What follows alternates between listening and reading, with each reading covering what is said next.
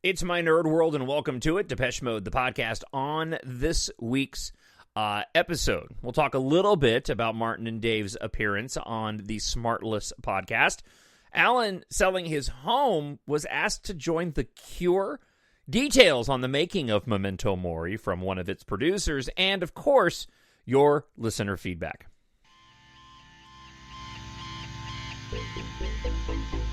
Hello, this is Martin Gore from Depeche Mode. Hi, this is Dave Gahan from Depeche Mode, and you are listening to My Nerd World. And thank you for taking time out and listening to My Nerd World, Depeche Mode, the podcast. I'm your host, Jon Justice. As always, if you want to email me, talkshownerd@gmail.com. You can also leave a comment on YouTube, like and subscribe there as well. No video this week. I got a lot going on, so I'm sticking just to audio this week because it takes a lot more time to do video, and I have not found a way to streamline that yet. So let's start here. Not a lot going on apart from the tour continuing. Set list seems to be pretty secure. If there's multiple nights going on, we're getting the few changes as it relates to Speak to Me and My Favorite Stranger, along with Home.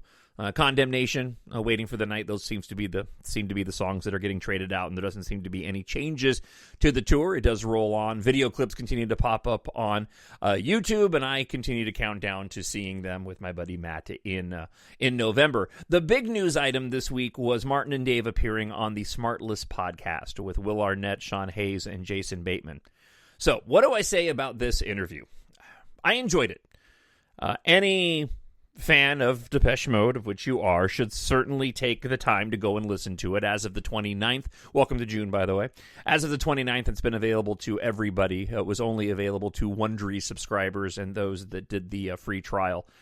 Listen, I enjoyed the interview. They're tough for me because I know that if I had the opportunity to spend 45 minutes with Martin and Dave, those aren't the questions that I'm asking. And it's hard not to listen to an interview like that without thinking that in my mind, having that opportunity, or knowing other individuals who I would love to hear get that much time with Martin and Dave, whether it's Rob Rome from the global Depeche Mode group, whether it's the guys over from the Breathing in Fumes podcast. I just know that with a knowledgeable, lifelong Depeche Mode fan interviewing them, that we could get some really unique and interesting details, and questions could be asked that typically do not get asked of Martin and Dave. Now, all that being said, I absolutely enjoyed the interview. And to the, trite's not the right word, but to the nature of the asking of the questions and the way that the conversation was pointed on the SmartLess podcast, I really enjoyed how loose and conversational Martin and Dave both were, and also how willing they were to open up to parts of their past that so many of us are already familiar with, but providing a little bit more context and detail. So from that aspect, I was pleasantly surprised. It is hard to be an uber Depeche Mode fan and listen to an interview like that and just go, all right, I don't really want to hear about how big of a fan you are and how you go and devote your time to the band, talking to them. I want to hear from them. And again, that's not a slight on any of the guys on the SmartLess podcast. It's just a personal preference of knowing that that's a unique and amazing opportunity that they've been granted. I don't, personally believe that they squandered it. Again, I just know that those aren't questions that I would be asking. I would be getting into details of Memento Mori and the more of the creative process and what it feels like getting out on stage for Dave and things like this. And I'm just, kind of spitballing here. And also asking questions that questions that the band are willing to, that Martin and Dave are willing to go and ask, right? Ones that they're more open to as opposed to things that they're averse to talking about, and skipping all of the things that they've been asked already. That's the other part of it, too. And I actually thought the SmartLess guys did a decent job of that. I was pleasantly surprised that we didn't get a lot of the same lines of questions that that Martin and Dave have gotten on so many of those shorter sort of, when they go through the rotation of interview with radio people and they get asked the same stuff over and over again. So definitely worth a listen if you have not listened to it yet. One day, I'll get a chance to interview those guys. I'll be honest, I haven't tried very hard to go and do so. I was listening to the podcast going, you know what? I've got a less than 7-degree separation from the band that if I really put my mind to it, I could probably get an interview with them. And then the moment I think that, I'm going, well, they're back on tour now, and that opportunity is passed at the moment because they're not going to be doing interviews for a long, long time, which I suppose should prompt me to go, now's a good time to start. So I'll stop complaining, and I'll get to some other news items for the week. How's that sound? So if you've watched, it's on YouTube.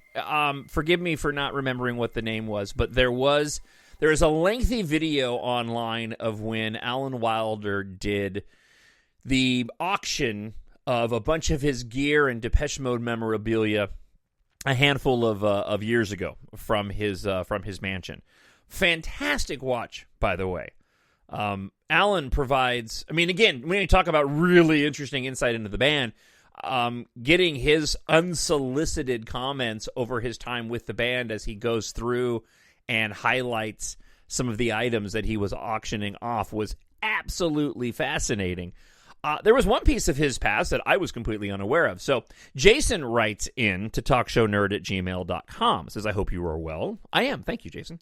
I didn't know Alan Wilder was asked to join The Cure after he left Depeche. First time I've heard of that, or I did not recall that happened. And he sent me this article from the SussexExpress.co.uk. Famed Depeche Mode musician Alan Wilder tells of sorrow at selling his luxury Sussex home. Legendary Depeche Mode keyboard player Alan Wilder spoke today about selling his home. The musician and songwriter has lived in the 4.5 million 8-bedroom property for the past 33 years, but now he wants to downsize. As well as the 8 bedrooms, the property has a gym, a sauna, swimming pool, tennis court, stables, chauffeur lounge, within 28 acres of gardens, parkland, and paddocks. Now, a part of this article was actually to kind of promote the home if people are interested in buying it. But there are some rather fascinating little nuggets in here. Alan says it's the sheer size of the place. My family are growing up, and we rattle around here. It's beautiful, but it's a lot to look after. We want something more manageable. But he's not planning to move out of Sussex. I have really loved the area. We're probably not going to move far away. Alan is only the second owner of the property, which was built in 1936. That's amazing. And it holds many cherished memories for him, including rock star-style parties in the lavish grounds. He said, we've had a few gatherings over the years, decades parties, 40s, 50s, and 60s. I have speakers we put on the outside walls for those occasions. There are no neighbors nearby, so we crank it up a bit. And now, while looking for somewhere smaller for his Norwegian wife, Britt, and their children, Clara and Astrid, his 2 older children, Paris and Stanley, have flown the nest. I want to have everything we have now, like the pool, the gym, the cinema. I like to swim. I'm still trying to keep fit even at my age. The 63-year-old has a separate music studio in another building, which is not part of the current sale. There's lots of bits to this estate. The property is on sale through house partnership. Alan was a member of Depeche Mode from 1982 until 1995 when he became dissatisfied with the working practices of the group. He was later asked to join The Cure. He was asked to join with Robert Smith, right, in The Cure. But I was looking to get out of bands, he said. At the moment, I'm not actively pursuing any ventures. Apart from that is looking for a new, smaller luxury place to live. And listen, it's just a fascinating little detail. I'm a fan of The Cure, right? They're on tour now. Been really enjoying following Rob Rome's Instagram from the Global Depeche group. If you don't, you need to. I don't know who he didn't meet while going to the Cure shows in Los Angeles. It was awesome to see his Instagram just filled with selfies with all these individuals. But it's fascinating to think of what Alan would have done with the Cure. I'm not familiar whatsoever with the production habits of the Cure at all. Not familiar with the band members and the rotation of the band members.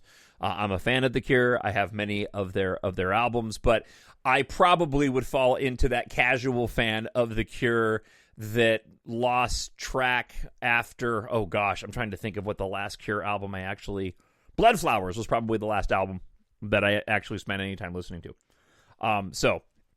But just the idea of Alan Wilder's musical chops in production with The Cure it's just fascinating to me. All right, so let's move on to the next item. This comes from Inside Track and more in line with the current state of all things Depeche Mode. And as I get into this article, I can say, and I know I've said this a lot on the show, but I can honestly say that I have not listened to a Depeche Mode album this consistently, easily since Ultra, but it really is reminding me of the days post when Songs of Faith and Devotion came out, and just how much I listened to that album. They really just put together the complete package with Memento Mori, and that includes the promotion.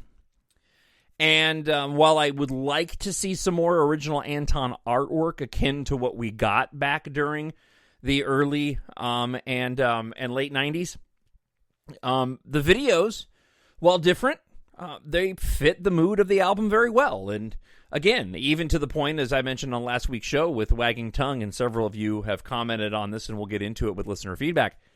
Even when it comes to Wagging Tongue, I have a new appreciation for that song because of the video, even though the video in and of itself I didn't think was fantastic. Like I said last week, it really does fall in line and reminds me a lot of the Anton work that he did with Strange and Strange 2. So this article, Inside Track, Depeche Mode Memento Mori, I basically pulled out some of the more wonky technical stuff just because I was unfamiliar with it.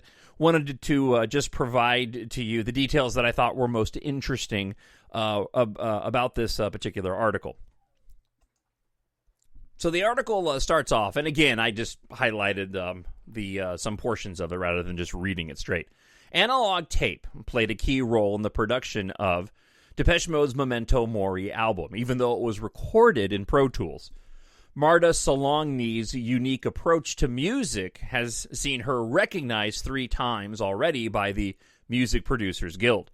This spring, Solongni achieved her most significant mainstream success to date when Depeche Mode's 15th studio album, Memento Mori, went to the top of the charts in a dozen countries.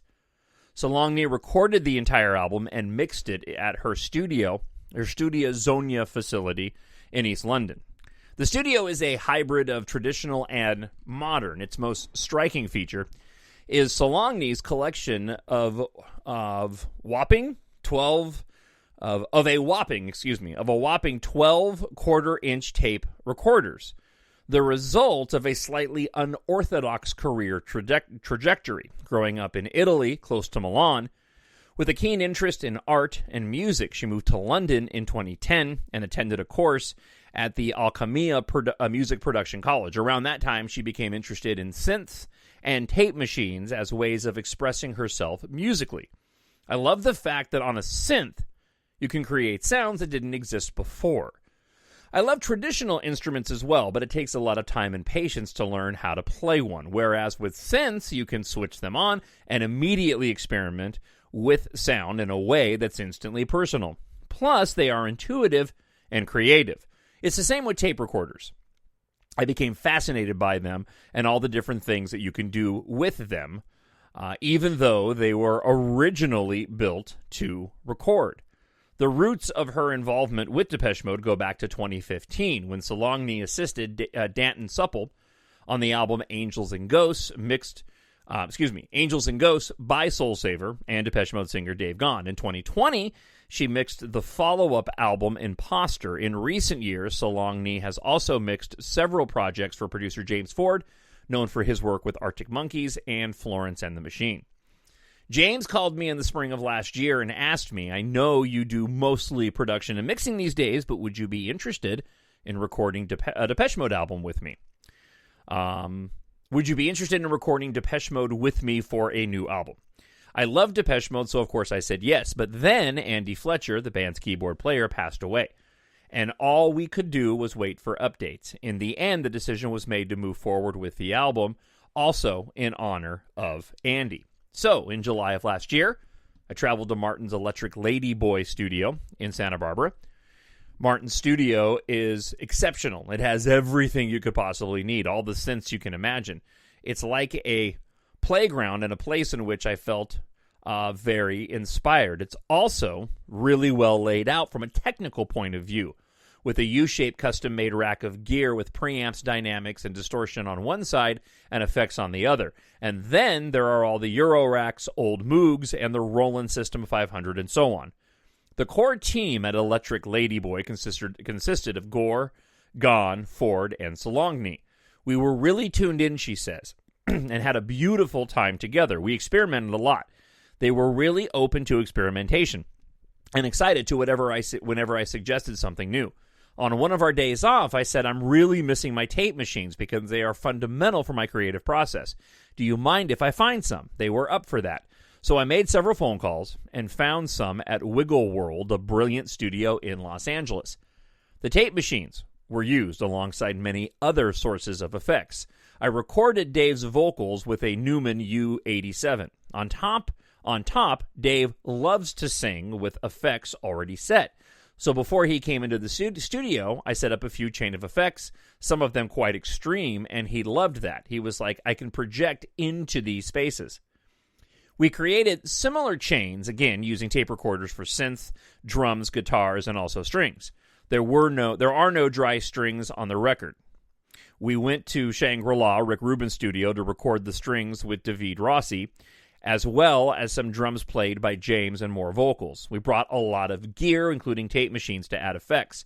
I used the bathrooms in Shangri-La as echo chambers on the strings. In general, we recorded everything through a lot of effects because we wanted to make it sound interesting and different. I was also honored to receive a writing credit on one song, Speak to Me. It was written by Dave, and James and I literally locked ourselves in the studio one day and completely remade his demo and presented it to him. He loved it so much that he gave us a writing credit on it.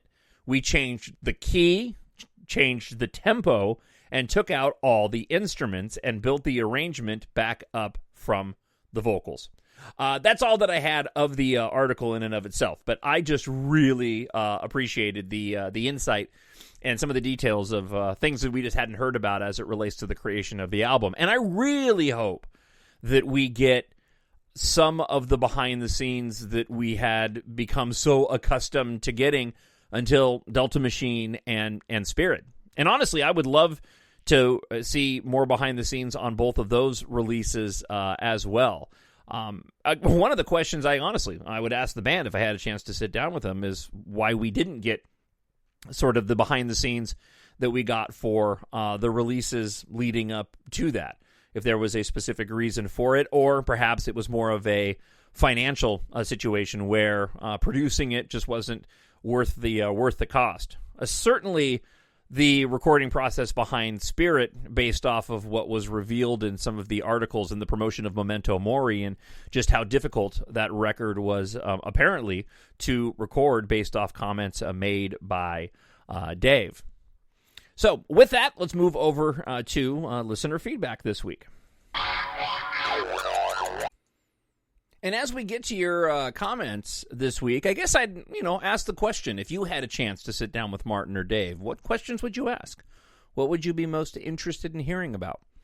Like, I would love to know where Martin gets his pants from.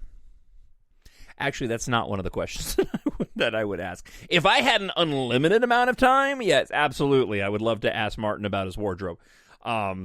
Specifically where he gets his pants from.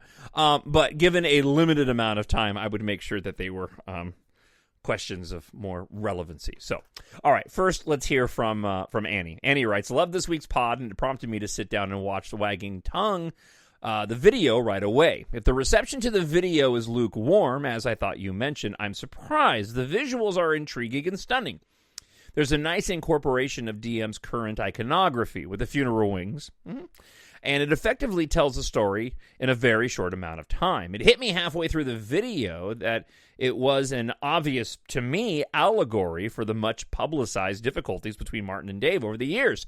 The story is that they would have to talk to each other through intermediaries. Fletch, Daniel Miller, various producers, journalists, and perhaps even Martin's song lyrics. Dave has said how non-confrontational and uncommunicative Martin could be, even when Dave wanted his direct feedback. And I believe the New York Times article this year mentioned it came to a boiling point between the two of them during the Spirit studio sessions, as I mentioned a moment ago. When Fletch passed away, they were finally forced to really talk to each other. The couple in the video try hopelessly to communicate indirectly via chalkboard and then frog march themselves to a lake to rage at each other underwater via a moderator. Dave and Martin appear briefly from the underwater angle to imply they are among this lakeside queue of couples. Then, having screamed ineffectively at each other, the drained young couple returns home to a resentful and uneasy truce where the problems likely continue. Thankfully, our lads seem to be communicating more freely these days and getting along famously well. I think DM fans can truly feel the strength of their friendship in recent interviews, as well as their wonderful rapport on stage during this current tour.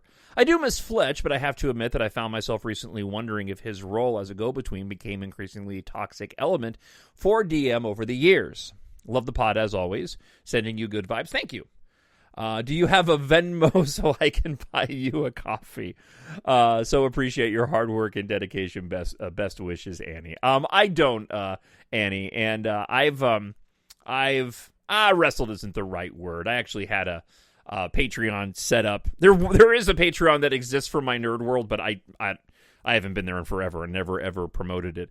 No, I always mention that if you're not a reader of science fiction, but if you know somebody who is a reader of science fiction, whether they're an adult or a kid, especially with summer upon us, if you want to gift somebody an ebook, paperback, hardcover, or audiobook version of my EMBARK science fiction space opera series, that's the one way that you can support my nerd world. I don't make any money off I make some money off the podcast from just listenership and the advertisements that come along with it. But I also use it as a means to promote my sort of side project of being a science fiction author. So again, if you or a friend or a family member are into science fiction, and if you like Star Wars, then I think you'd enjoy my books. They are written for adults, but they do carry, as many people have told me, a teen young adult vibe to them because I'm kind of a kid at heart. But you can feel safe in knowing that the violence and there's no language, and the violence is on par with what you would get from typical Star Wars fare. So again, if you want to support My Nerd World, that's the way to do it. Go to mynerdworld.net or to amazon.com and pick up your preferred copy. 7 books in all. Again, ebook, hardcover, paperback, and audiobook narrated by me. So that will conclude, by the way, and thank you for giving me the opportunity, the promotion of the book angle on the show this week. Let's get some more listener feedback, and thank you for enduring that when I do it every week. It actually does pick me up a few book sales every week, so I appreciate those that listen often and have heard me plug it quite a few times.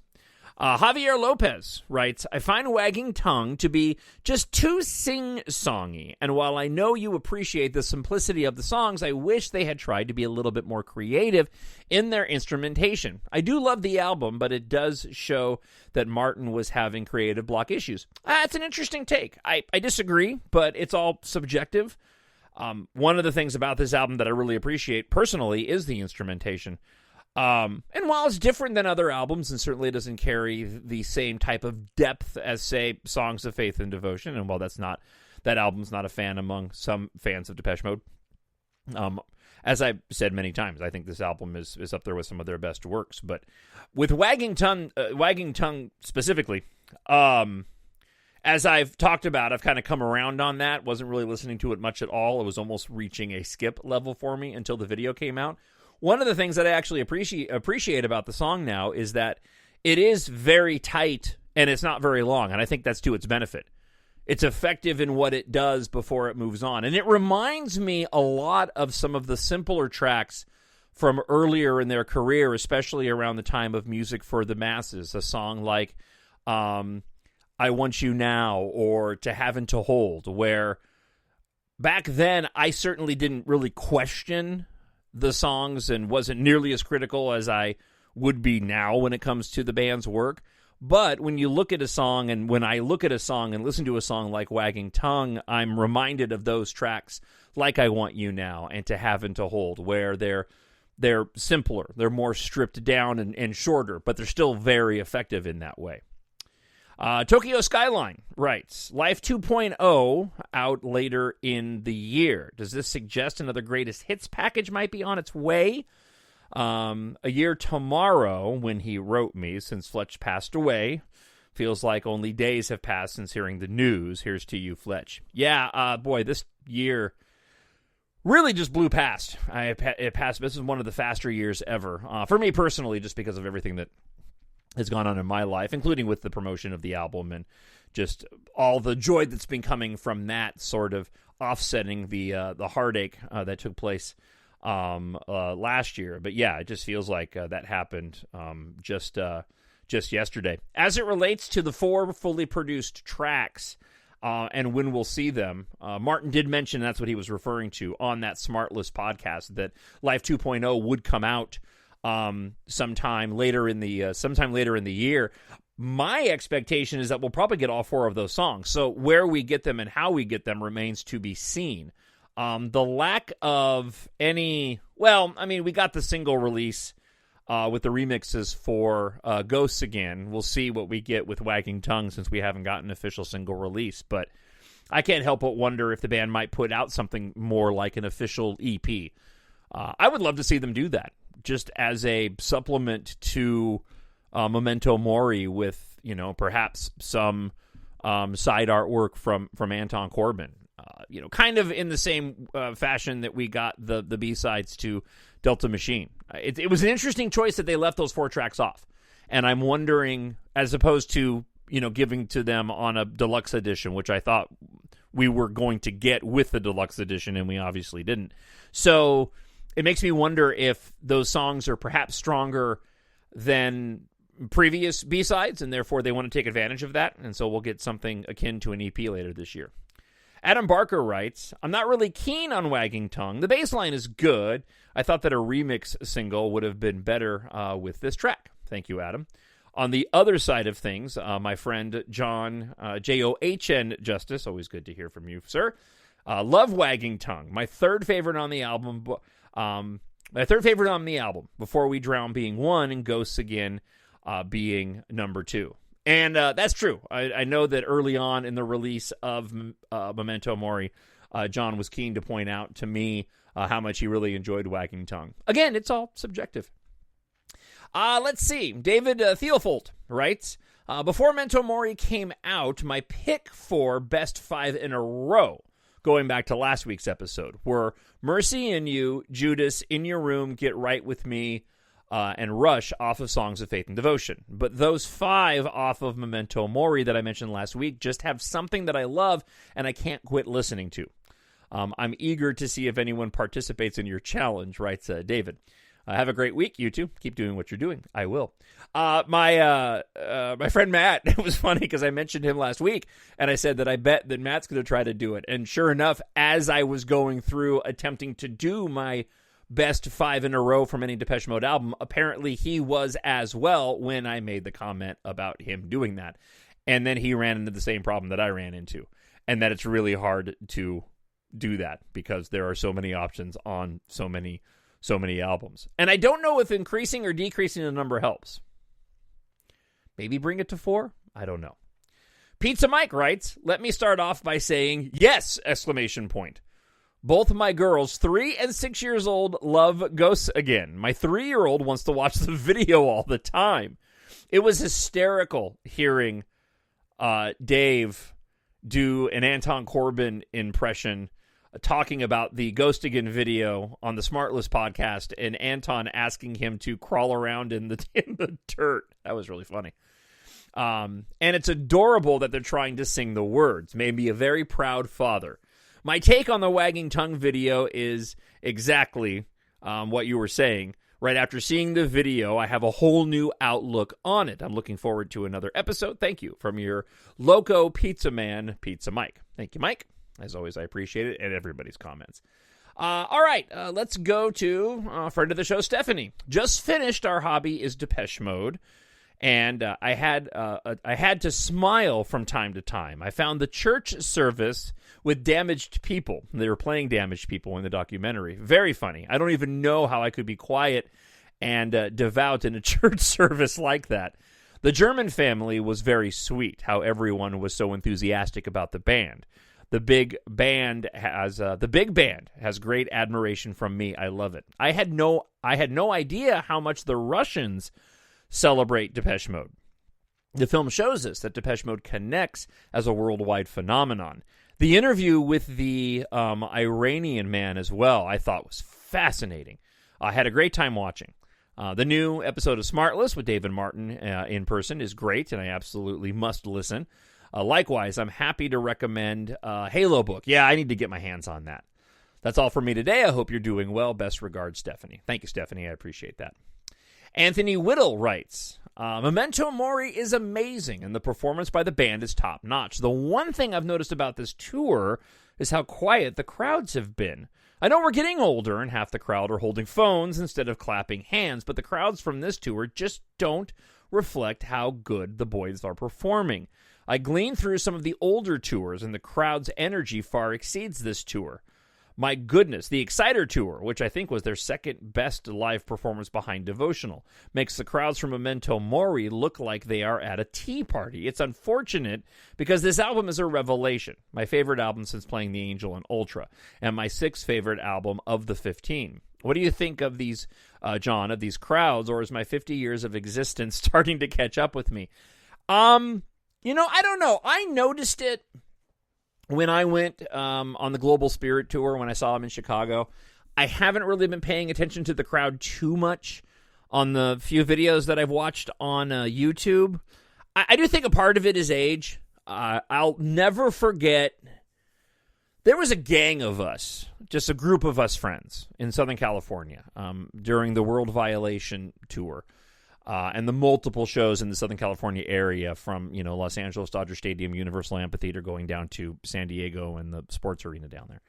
And I'll never forget that there was a girl, Christina, who my buddy, who I'm still friends with today, Mike had dated for a while, and then I ended up dating for a while. Subsequently, they were broken up at the same. I don't even know why I'm getting into this, but I started the story, so now I got to finish it. So they had broken up prior to going down to seeing them in San Diego, and then shortly after San Diego, we ended up becoming boyfriend-girlfriend. But I'll never forget, we had floor seats for one of the shows, and I don't remember which song it was, but Christina had jumped out of the floor seats into the aisle section and just was dancing harder than I'd ever seen a girl dance before.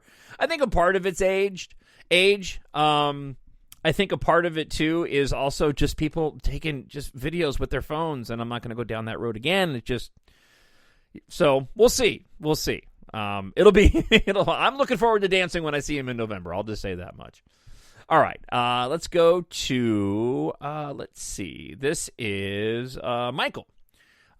Still loving the podcast, thank you, and hearing about all things Depeche Mode from here in Australia, in particular following the tour updates. Right now, I'm curious to know where the Memento Mori songs take people. For example, here is one I have been taken when listening as of late. My Cosmos is Mine feels like lying under a clear night sky in a desert or remote location where you can see the depths in the stars. Don't Say You Love Me is a small, dark, underground jazz or blues club. Interesting. Soul With Me, Gothic Cathedral. I can even imagine the backing choir. People are good.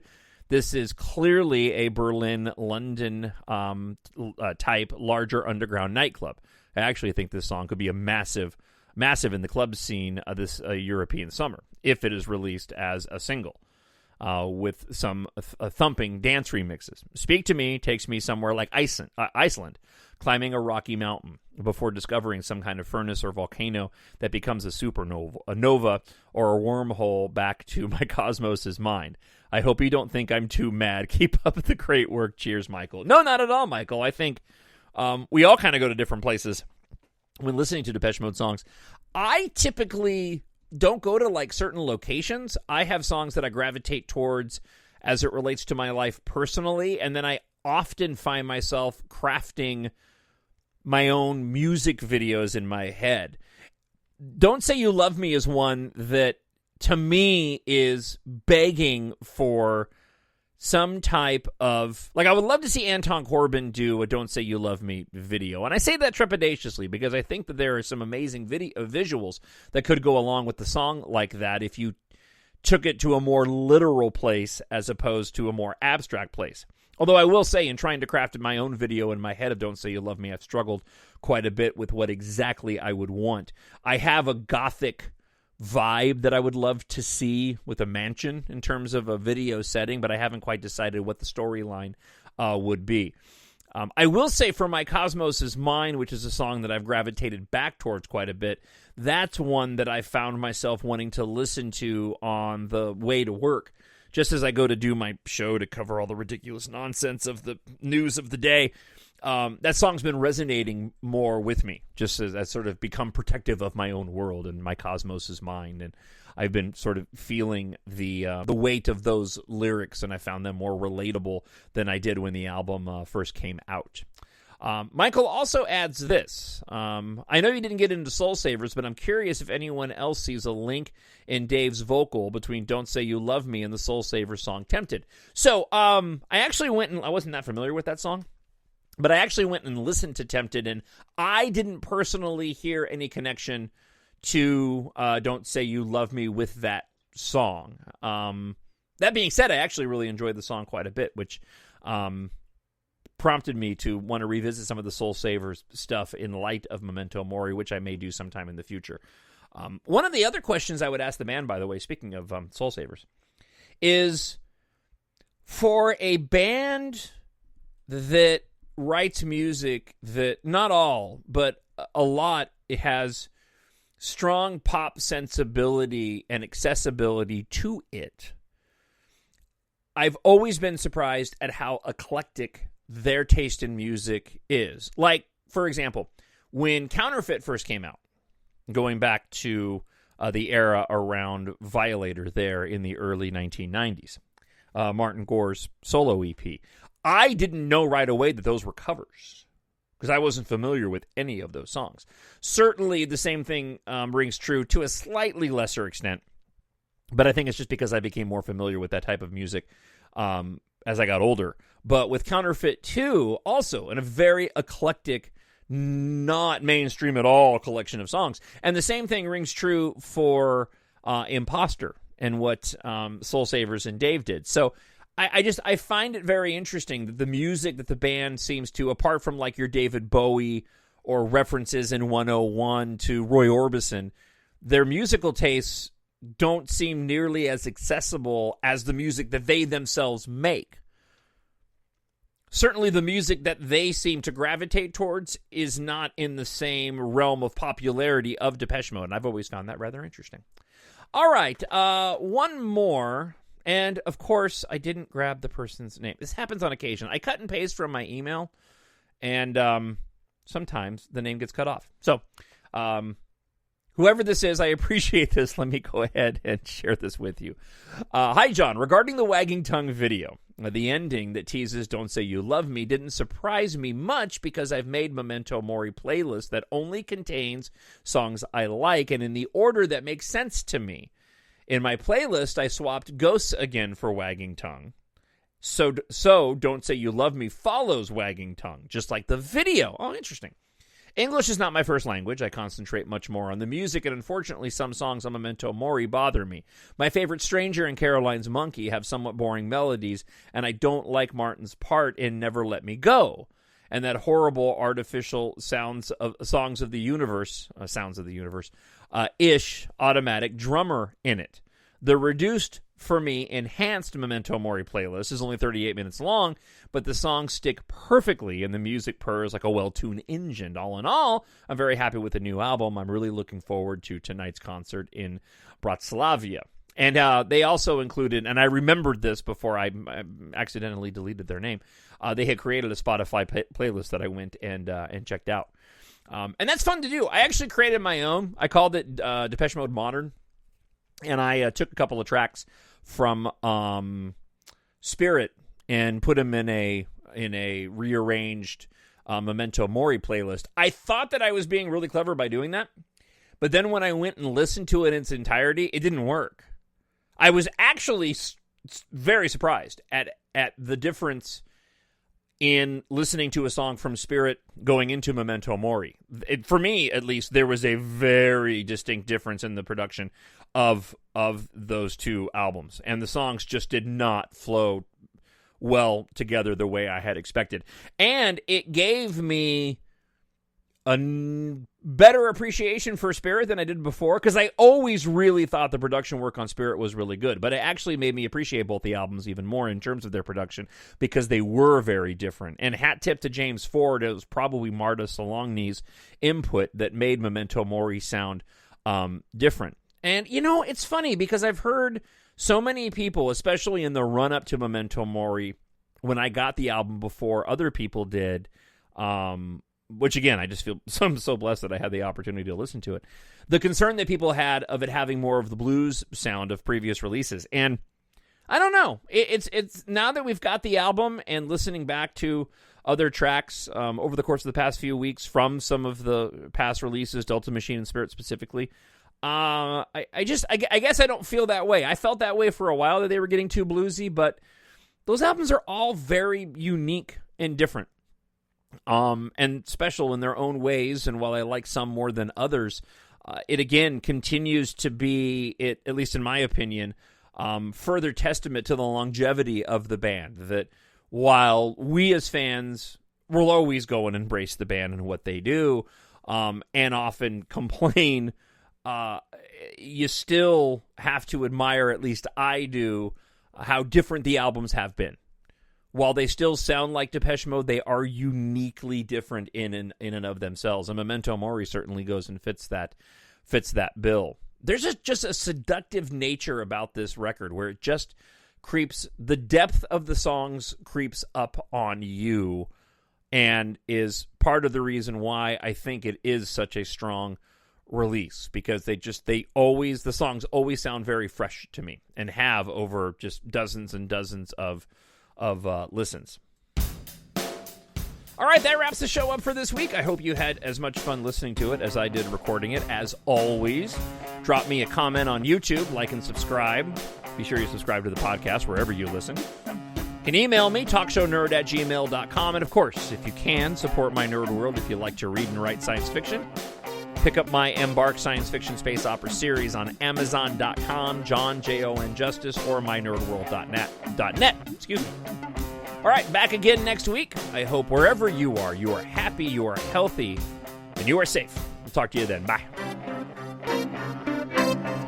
My